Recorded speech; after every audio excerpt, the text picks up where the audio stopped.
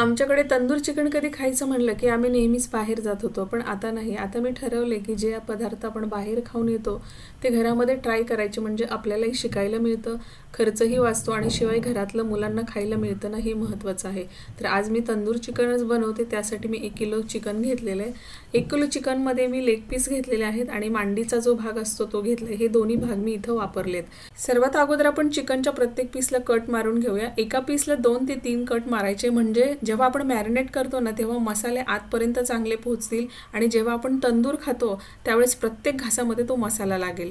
आता मॅरिनेट करायला घेऊया तर सगळ्यात अगोदर 2 चमचे आलं लसूण पेस्ट टाकायचे, अर्धा चमचा मीठ घालायचं आहे आणि अर्ध लिंबू पिळून घ्यायचं आहे. मॅरिनेट करून आपल्याला जवळजवळ 20 ते 25 मिनटं इथं ठेवून द्यायचं आहे. सगळीकडे व्यवस्थित मॅरिनेट करा आणि झाकून 20 ते 25 मिनटासाठी ठेवा. आता इथे 25 मिनटं आपली कंप्लीट झाले. तर आता पुढचं मॅरिनेशन घेऊया. त्यासाठी अर्धी वाटी दही घालायचं आहे, 1 चमचा गरम मसाला, 1 चमचा धना पावडर, 1 चमचा जिरा पावडर, 2 चमचे लाल तिखट घातलेलं आहे, 1 चमचा मीठ घातले आणि 2 चमचे वरून तेल घातले. हे छान असं मॅरिनेशन करून घेऊया. प्रत्येक पिसाला व्यवस्थित मसाले लागले पाहिजे. थोडासा वेळ लागू द्या, पण व्यवस्थित मॅरिनेशन करून घ्या. इथं चिकनमध्ये जे मी दही वापरले ना त्यातलं सगळं पाणी काढून टाकले. चाळणीमध्ये दही ठेवा. पाणी सगळं निघून गेलं का मग चिकनच्या तंदूरमध्ये दही वापरा. पाणी जर राहिलं तर तंदूरला सगळं पाणी सुटतं, म्हणून त्यामधलं दही पाणी काढणं खूप गरजेचं आहे. आता इथं छोटंसं भांडं पडते मला मिक्स करायला, म्हणून मी पसरट भांड्यामध्ये मिक्स करायला घेते. चिकन चांगलं मॅरिनेट करून झालं ना की जवळजवळ 1 तास तरी आपण साईडला ठेवून देऊया मॅरिनेट करायला, ज्यामुळे चिकनला खरी तंदूरची चव येते. तर आपण झाकण बंद करून 1 तासासाठी साईडला ठेवून देऊ. जवळजवळ 1 तास होऊन गेलेला आहे. आता आपण चिकनला थोडासा स्मोकी फ्लेवर देण्यासाठी कोळसा गरम करून घेऊया.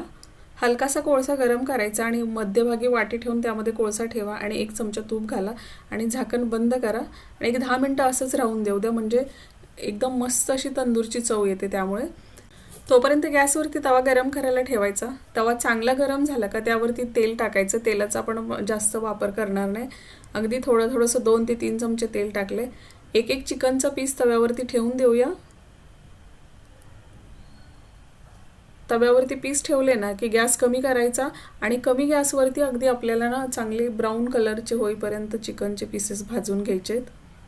आता तव्यातली प्रोसेस तुम्ही बघितलीच आहे, तर दुसरी जाळावरची सुद्धा तुम्हाला मी प्रोसेस दाखवते, म्हणजे दोन्ही पण तुम्हाला समजून जाईल. आता हलकंसं ब्राऊन कलर येईपर्यंत इथं आपण चांगलं याला भाजून घेतलेलंच आहे. या तव्यामध्ये सुद्धा छान भाजलं जातं बरं का. आता तवा दुसऱ्या गॅसवर ठेवू, मात्र इथं अगोदर जाळी ठेवूया. जाळी जर तुमच्याकडे नसेल तर गॅस चालू करून फुल करायचा आणि वरची जी जाळ येतो ना त्याच्यावरती हलकंसं भाजून घेतलं तरी चालेल. आता जाळावरती पीस ठेवायचा, दोन्ही साईडनी कमी गॅसवरती असा कलर येईपर्यंत भाजून घ्यायचं. हे बघा छान असा ब्राऊन कलर आलेला आहे. तर छान लालसर ज्युसी आणि परफेक्ट चिकन तंदूर तयार आहे. हे तंदूर तुम्ही हिरवी चटणी आणि नानबरोबर खाल्लं तरी सुद्धा चालेल. दुसरे लेग पीस होते ते मी सगळे तव्यावरती भाजून घेतले, ते सुद्धा किती सुंदर कलरमध्ये भाजले गेलेत बघा. आवडलं असेल तर मानवीज किचनला लाईक, सबस्क्राईब, शेअर करा. परत भेटू, तोपर्यंत नमस्कार.